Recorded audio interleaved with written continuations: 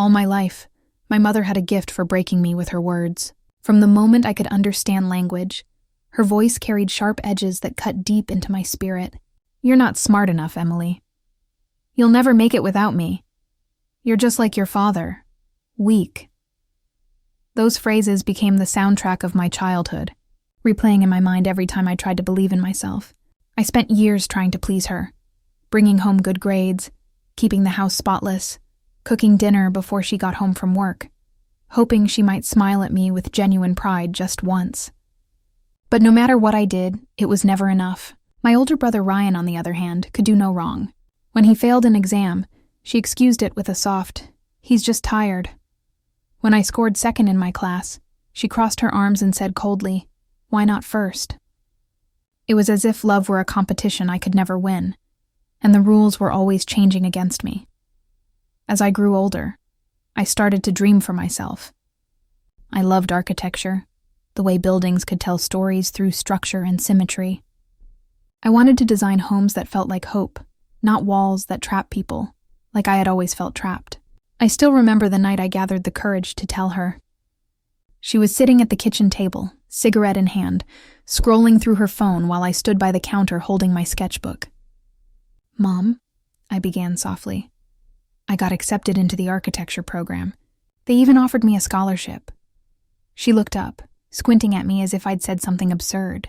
Then she laughed, a cold, hollow laugh that echoed through the kitchen. "Architecture?" she scoffed. "You can't even draw a straight line without a ruler. Be realistic, Emily. You'll fail like you always do." I felt something break inside me that night. It wasn't just disappointment.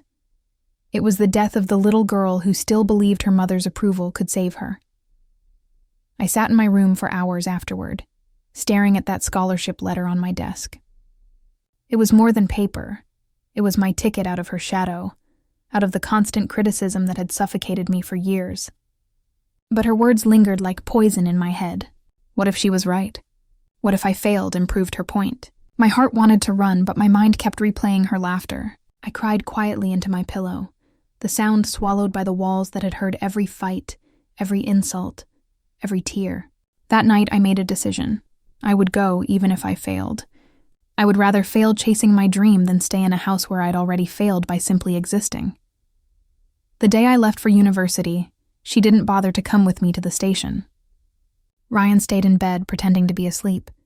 I dragged my single suitcase across the cracked pavement, half expecting her to call after me.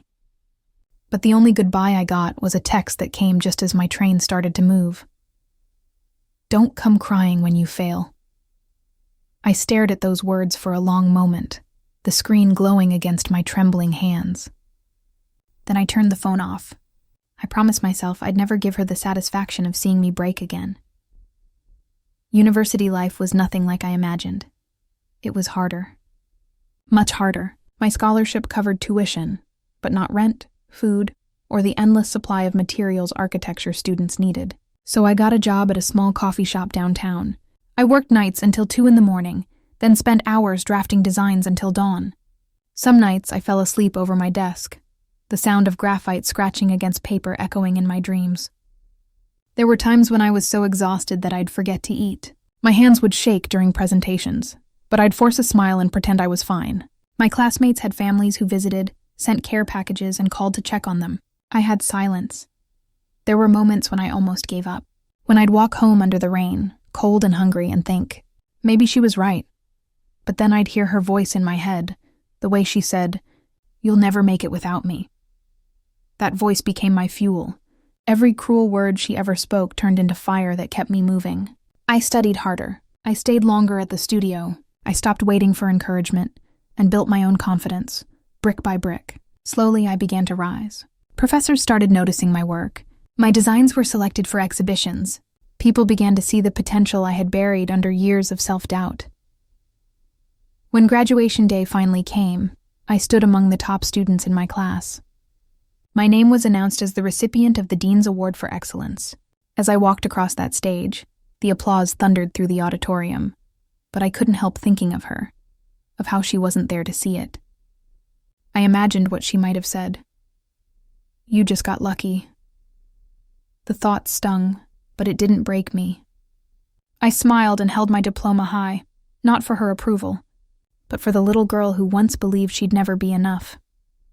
After the ceremony, I waited outside with my classmates, watching them reunite with their families.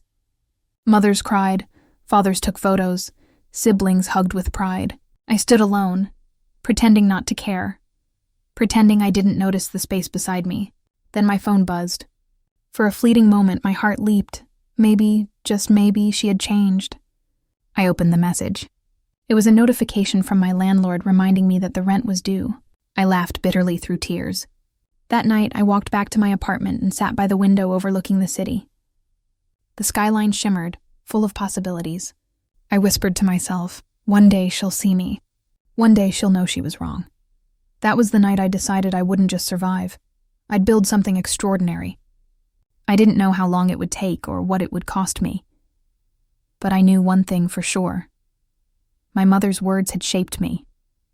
But they would never define me again. And someday I would make her eat every single one of them. The years after graduation were the hardest and yet the most transformative of my life. When I first stepped into the grand glass doors of the architecture firm that had hired me as an intern, I felt like an imposter. The lobby smelled of polished marble and money, two things I didn't have. My coworkers came from wealthy families, drove cars that cost more than my yearly rent, and spoke of vacations in Paris and internships abroad. I was the girl who worked at a coffee shop and survived on instant noodles, the girl with shaky confidence and one pair of professional shoes. Still, I reminded myself every day that I had earned my place there. No one had handed me an opportunity. I had built it, clawed my way toward it, and I wasn't going to let anyone take it from me. The first few months were brutal. I was invisible. No one remembered my name. No one listened to my ideas, and I was given the dullest tasks: organizing files, labeling drafts, fetching coffee for designers who barely thanked me. There were nights I cried quietly in the firm's restroom, staring at my tired reflection, wondering if this was how success felt, lonely and heavy. But every time I thought about quitting, I heard my mother's voice echo in my mind. "You'll fail like you always do." That sentence became the flame that kept me alive. If she wanted me to fail, then I'd do the opposite. I'd succeed so spectacularly that she'd choke on every cruel word she had ever said. I started coming in earlier than everyone else, studying the blueprints left on the desks of senior architects. I stayed late, volunteering to help with projects that no one wanted. I learned how to design with both logic and emotion, creating spaces that felt human, not mechanical. Slowly, people started noticing. One afternoon, my supervisor, a stern man named Mr. Keller, stopped by my desk as I was redrawing a complex staircase design. "Who did this revision?" he asked, his tone unreadable. My stomach tightened. "I did, sir," I said quietly. He studied the sheet for a long moment, then nodded. "You have an eye for flow," he said before walking away. It was only 3 words, but they stayed with me for years. For once, someone believed in me. By the end of that first year, I was promoted from intern to junior designer. The pay wasn't much, but the recognition meant everything. My designs began appearing in company presentations. My name was finally printed under blueprints. The first time I saw it, designed by Emily Carter, I took a photo and stared at it for hours. I wanted to send it to my mother, to show her proof that I wasn't the failure she thought I was. But I stopped myself. She didn't deserve that piece of me. Over the next few years, I kept climbing. Each project taught me more about resilience, creativity, and leadership. I started building my own style, structures that were bold yet elegant, powerful yet kind. I designed spaces for people like me, those who needed hope more than luxury. By the time I was 28, I was offered the position of lead architect. My mother's prophecy had finally shattered. The girl who was not smart enough had built a name that people in the industry began to recognize. Still, I wasn't satisfied. I didn't just want to work under someone else's vision. I wanted to create my own. So, with the savings I had scraped together over years of sleepless nights, I opened my own architecture studio. I called it Reform. The name meant everything to me. Rebirth, rebuilding, transformation. I started small with a single assistant and an empty office, but the work was mine, and that was all that mattered. My first major project was a community shelter for single mothers. I poured every ounce of my heart into it, designing rooms filled with light, warmth, and dignity. When the shelter opened, I watched women and children walk through the halls with smiles that made my years of struggle worth it. That night, standing under the soft glow of the building's lights, I whispered to myself, "You did it." Recognition followed soon after. My designs were featured in architectural magazines, and people started calling me a visionary for my human-centered approach. Awards came, interviews followed, and suddenly, I was being invited to speak at design conferences. My small studio expanded into a thriving company with a dedicated team. Success had become my quiet revenge, a reminder that I could rise even when no one believed in me.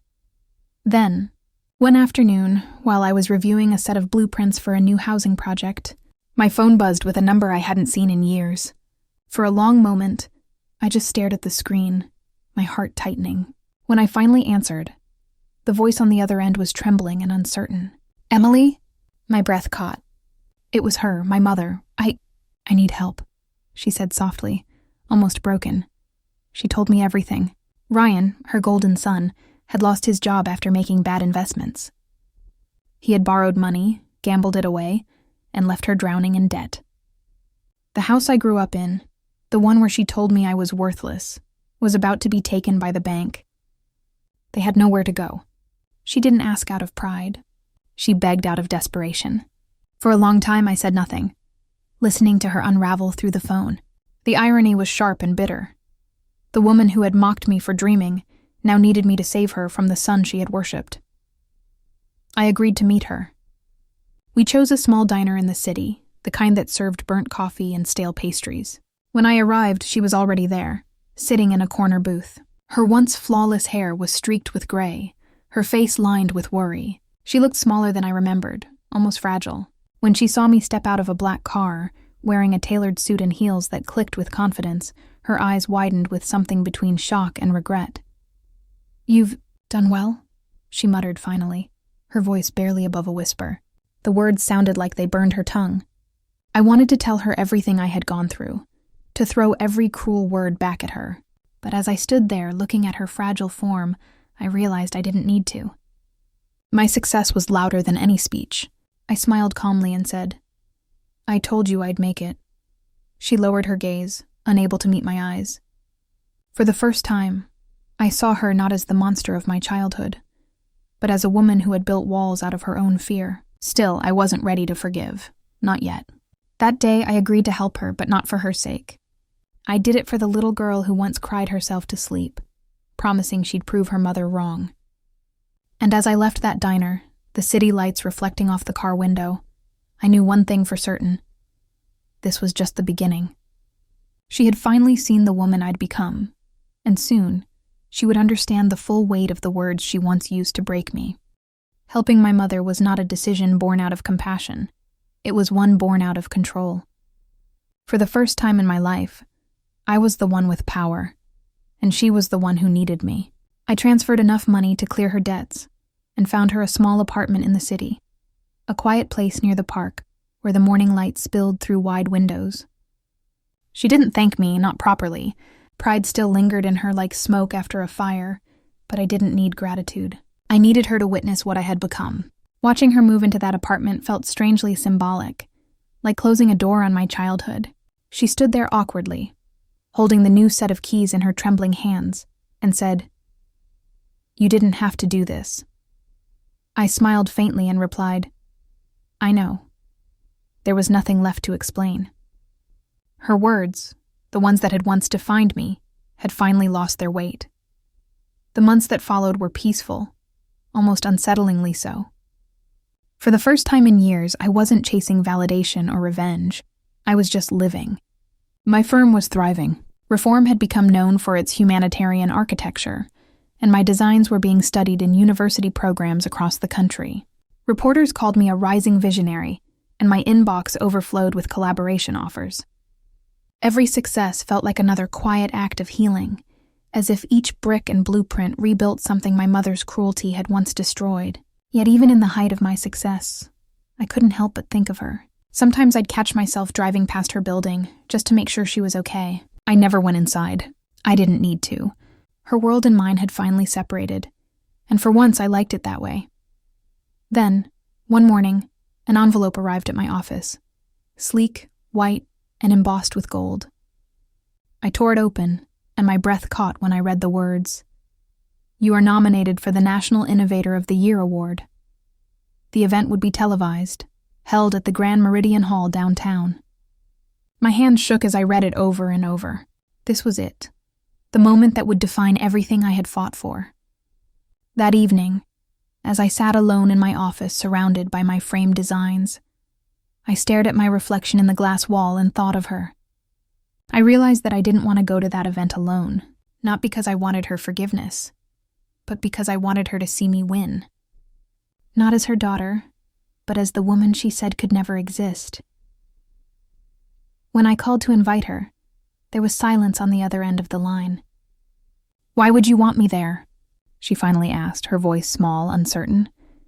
I hesitated for a moment before answering, "Because I want you to see what failure looks like." Then I hung up. It wasn't cruelty.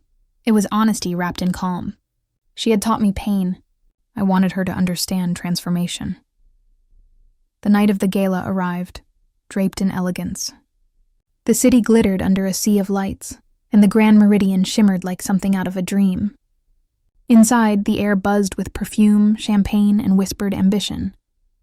I wore a long black gown, simple but commanding, with silver earrings that caught the light whenever I turned my head.